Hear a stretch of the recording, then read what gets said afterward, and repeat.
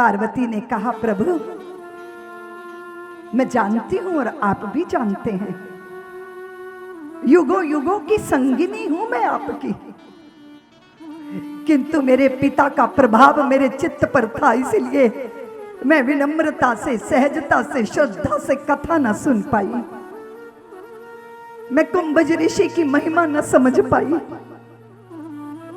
आप कैलाश के उच्च शिखर से उतरकर उस महात्मा के आश्रम में गए, मैं आपके साथ गई, किंतु मेरा कथा में प्रवेश न हो पाया।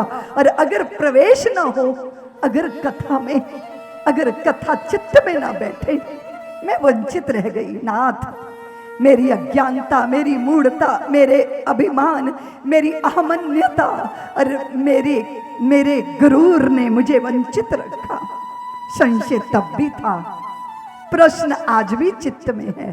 प्रश्न यही है कि उरपुरवासी कैसे हो गया जो सुरपुरवासी था, जो व्यापक था वो प्रकट कैसे हो गया, जो सर्वत्र था वो कौशल्या का पुत्र कैसे बन गया, उसको क्या विवशता थी, और फिर वो अपनी भगवत्ता को भूलकर एक स्त्री के लिए क्यों रोया। आज भी मेरे चित्त में बड़े प्रश्न हैं और मैं कहना चाहती हूँ आपसे, 14 प्रश्न किए पार्वती ने। मैं सुनना चाहती हूँ, मैं श्रवण करना चाहती हूँ। देखो देवियों, पति पत्नी के बीच में शारीरिक, मानसिक, आत्मिक, आध्यात्मिक, मानसिक, दैहिक संबंध होता है। पति पत्नी के बीच में संवाद हो, भौतिक संवाद हो, अर्थ के संवाद हो, कामनाओं के संवाद हो, इच्छाओं के, लेकिन वो संवाद धन्य नहीं करते जब तक उस संवाद में राम कथा ना हो, धर्म का चिंतन ना हो, सनातन संस्कृति का आग्रह ना हो।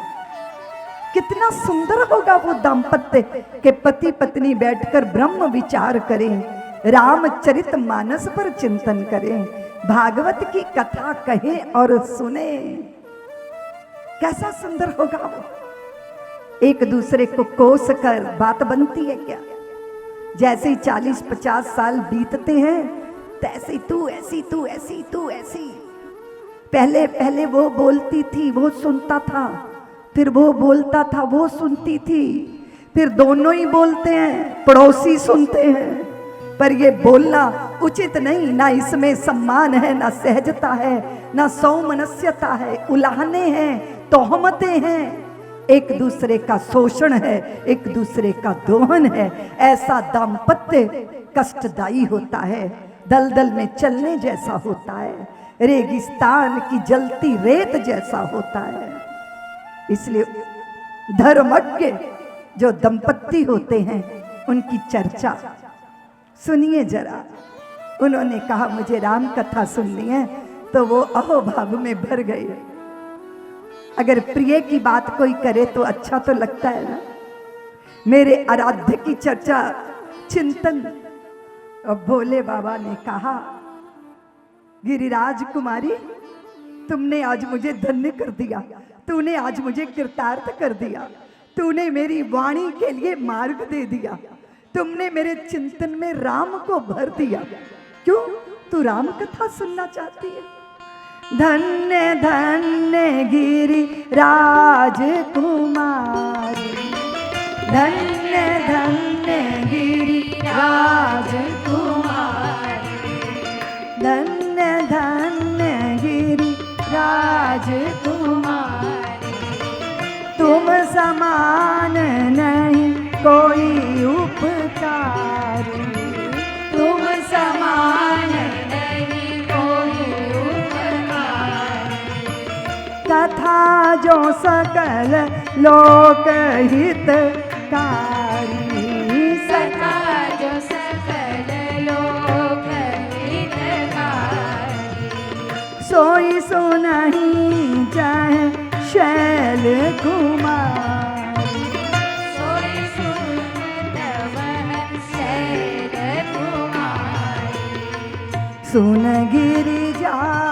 हरि चरित सुहाए, सुन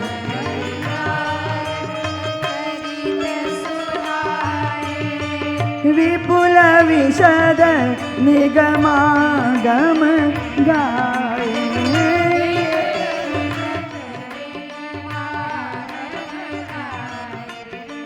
धन्य धन्य गिरिराज कुमार, धन्य धन्य गिरिराज कुमार। धन्य धन्य हो तुम, धन्य हो देवी धर्म पत्नी।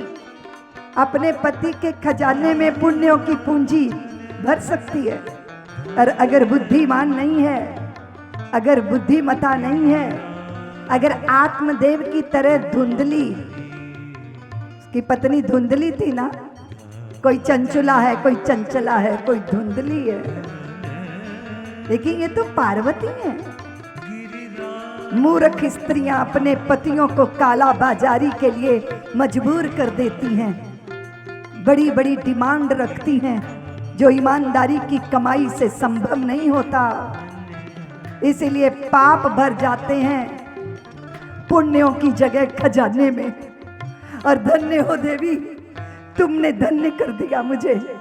आज जो तुम पूछ रही हो वो लोक हितकारी है, वो कल्याणकारी है, उसने मुझे धन्य कर दिया। तुम राम कथा सुन रही हो ना देवी, ये राम कथा, राम कथा सुंदर कर तारी, राम कथा सुंदर कर तारी। संशय विहग उड़ावन हारी, संशय विहग उड़ावन हारी। जिन हरि कथा सुनी नहीं काना, जिन हरि कथा सुनी नहीं काना। श्रवण रंध्र अहि भवन समान, श्रवण रंध्र अहि भवन समान। जिन हरि भक्ति हृदय नहीं आनी, जिन हरि भक्ति हृदय नहीं आनी। जीवत शव समान ते प्राण,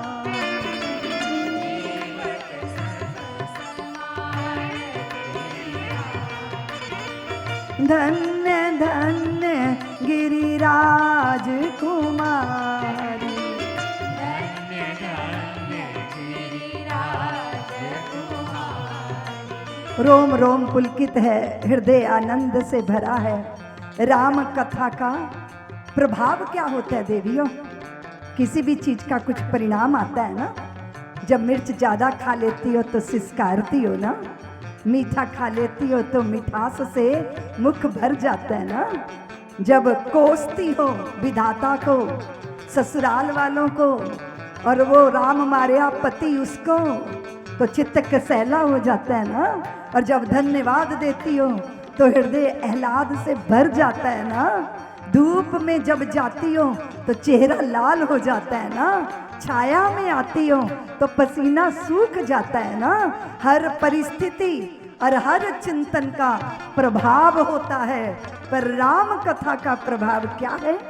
भगवान ने स्वयं कहा है, मम गुण गावत पुलक शरीरा, मम गुण गावत पुलक शरीरा, गद गद कंठ नयन बहिनीरा,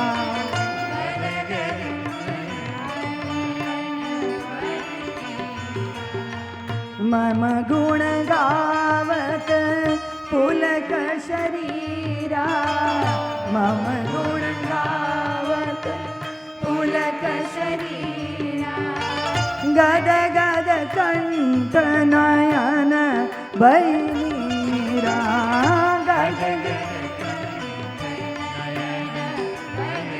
बहुत आंखें रोई, बहुत आंखें रोई, बहुत आंखें रोई। किसी ने अपमान किया तो ऐसे रोई जैसे टूटे छप्पड़ में बारिश का पानी गिरता है। बहुत रोई, अभाव में रोई, प्रभाव में रोई, उपेक्षा से रोई, अपेक्षा से रोई। आशा में भी रोई, निराशा में भी रोई, बहुत रोई, लेकिन कुछ अर्थ नहीं इस रोने का। बेनम जो चश्म हो वो कौर हो तो बेहतर। आंख रोई, बाबा नानक की रोई, अश्रुपात हुआ। सावन भादों के दिन थे, बादल बरस रहे थे, रात भर बाबा रोते, आंखों से आंसू बरसते। माँ कहती सो जा नानक, सो जा, सो जा, सो जा पुत्र, तू क्यों नहीं सोता? मैं कैसे सो जाऊं माँ?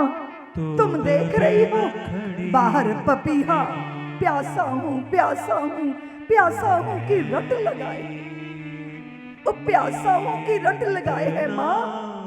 ओ साथी बूंद को तरसता है माँ, कदाचित उसे जिस बूंद की तलाश है वो बूंद उसे मिल जाएगी, पर मेरा प्रियतम मेरे पास है माँ, पर मेरे अभिमान की चट्टान ने पर्दा कर लिया माँ। मुझे रोने दो माँ, मेरे प्रेम के अश्रुओं से मेरे अभिमान की चट्टान पिघलेगी और मैं उसे प्राप्त करूंगा जो मुझे प्राप्त ही है।